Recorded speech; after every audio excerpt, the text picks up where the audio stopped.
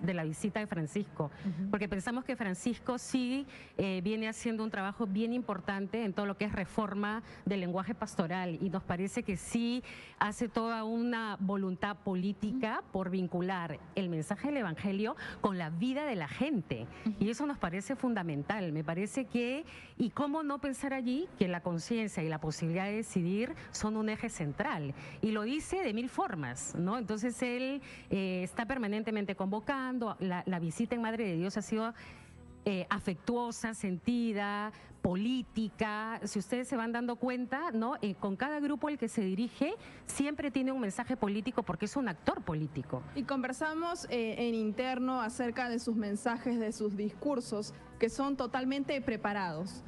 Claro que él trata de romper mucho el protocolo e improvisa en algunos casos, pero él está muy atento a la problemática del país, así como de todos los países que visita. Eliana,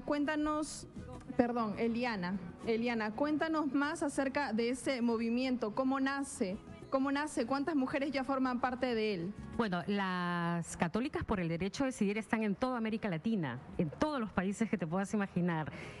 Nace hace más o menos alrededor de 30 años. Se empiezan a organizar mujeres que ahora de pronto ya tienen 70, 60 años, quienes estamos en base 4 hacia 5, somos medio intermedias, ¿no? Y se empiezan a organizar alrededor de una teología más liberadora, más cuestionadora, lo que tú decías, ¿no? Que no coaccione nuestras conciencias, sino que nos permita leer el Evangelio, ¿no? También acorde a nuestra vida cotidiana, acorde también a los malestares que vamos viviendo de acuerdo a nuestra época, y podamos cuestionar algunas cosas. Pero eso no necesariamente derrumba o debilita o diluye la fe, porque finalmente también el nombrarte como una mujer o un hombre de fe es una decisión personal también. Puede ser que hayas crecido, de hecho, en un entorno donde te obligaban, ¿no?, a bautizarte, a dar la primera comunión, a confirmarte, a casarte de blanco, todo este tono más ritualista, pero en realidad no hay nada mejor que tú decidas en conciencia, tú decides si sí o no, ¿no? Entonces, y eso es una cosa que Francisco resalta mucho, ¿no? Le decía a los pueblos originarios: ustedes no tienen por qué desaparecer, ustedes tienen que seguir con una voz de nadie. Exacto, con una voz crítica. Ellos les piden defensa a Francisco como figura, ¿no? Les piden protección. La gente que amanece en el nuncio apostólico les pide a Francisco la bendición, y no es otra cosa que otórganos esa protección de ese Dios en el que sí creemos, más allá de la institución, más allá de la iglesia como institución, que, como bien todos sabemos, todavía hay muchos pendientes que resolver, ¿no? Cuando hablamos de libertad de conciencia y libertad o derecho a decidir, bueno, se abre un abanico de temas, ¿no? Entre ellos algo que aqueja a nuestra sociedad, que es el aborto. Cuando hablamos de derecho a decidir, ¿a qué nos referimos? Y si agrega y también toma partido la Fundación de Católicas por el Derecho a Decidir.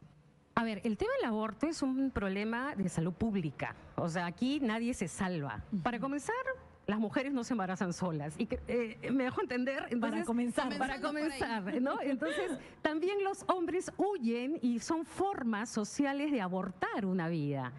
No está en discusión ese tema ahora estamos en un tiempo de celebración de los mensajes de Francisco, pero sí creemos importante porque él sí se ha pronunciado. Él se pronuncia con una mirada de misericordia y de comprensión a aquellas mujeres que se encuentran en una situación difícil, porque no debe ser una situación fácil tener que interrumpir una gestación por X circunstancias. Entonces él dice: miremos con misericordia y comprensión. ¿Quién soy yo para juzgar?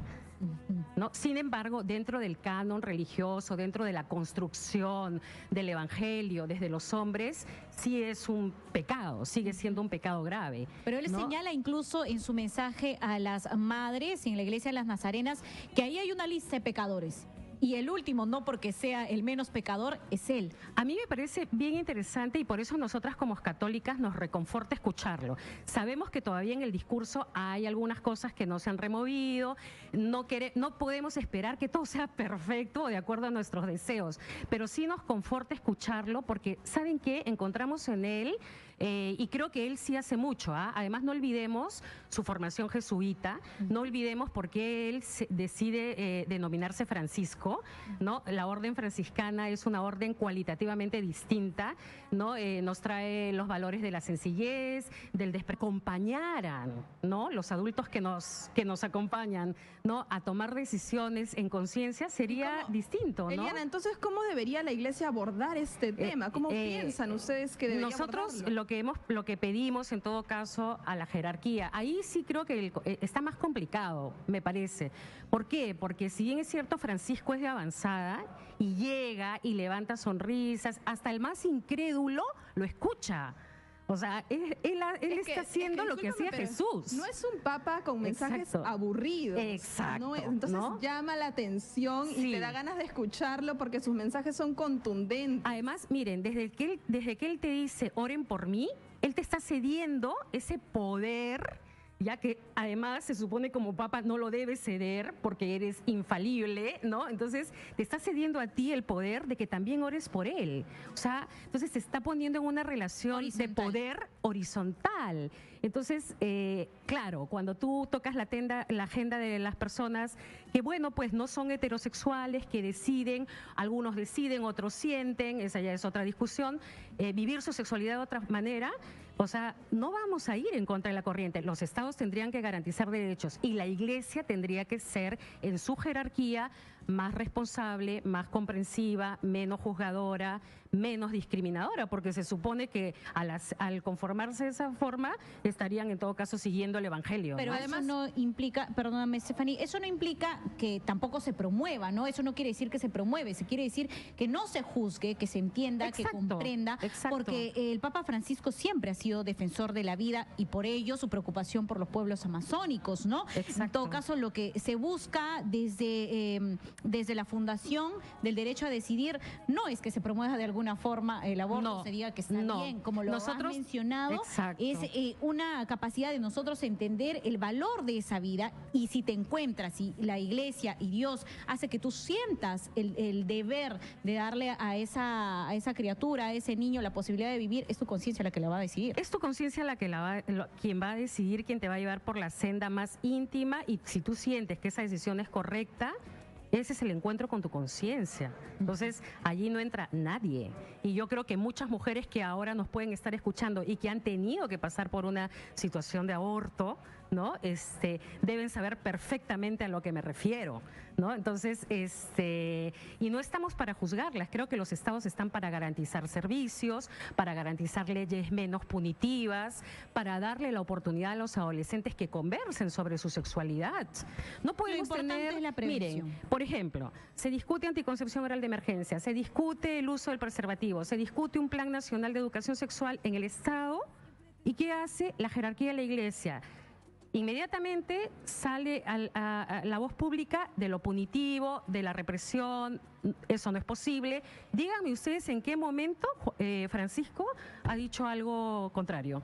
O sea, él está permanentemente pidiéndole a la gente resignifiquense, valórense, ámense, amen al otro, ¿no?